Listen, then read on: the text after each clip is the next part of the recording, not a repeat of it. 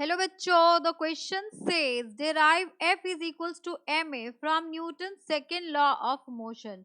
So for this question we are using key concept, that is the Newton's second law of motion.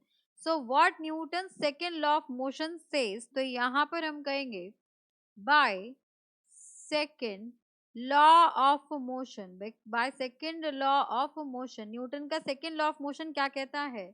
Rate of change of, it says that rate of change of momentum, rate of change of momentum is directly, momentum is directly proportional to the applied force, directly proportional to applied force. ये होता है आपके पास rate of change of momentum.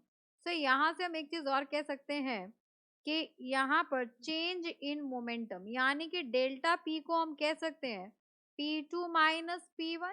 ये हो जाएगा आपके पास M V final velocity minus M initial velocity. So M common आ जाएगा, वी माइनस का यू आ जाएगा.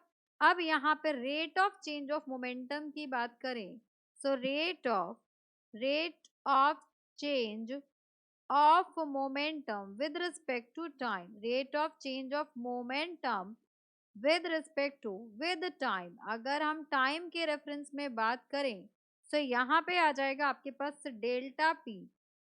यहाँ पर हम कर दें delta P upon T is equals to M V minus U upon T हो जाएगा. यहाँ से टी हो गया.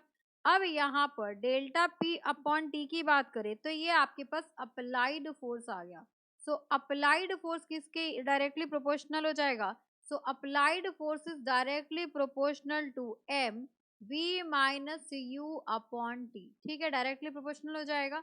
यहाँ से हम ये भी कह सकते थे कि ये जो है आपके पास किसके इक्वल हो जाएगा? ये हमें पता है कि change in velocity with respect to time is acceleration, a is v minus u upon t. so f is directly proportional to ma हो जाएगा. अगर मैं इसको हटा दूं so k ma हो गया. so for k is equals to 1, अगर मैं k की वैल्यू 1 रख दूं तो यहाँ से आपकी फोर्स की वैल्यू आ जाएगी मास इनटू एक्सेलरेशन. एंड हमें यही प्रूव करना था. So by Newton's second law of motion, we have proved that force is equals to mass into acceleration. So hope you understood it very well. Thank you so much. Best of luck.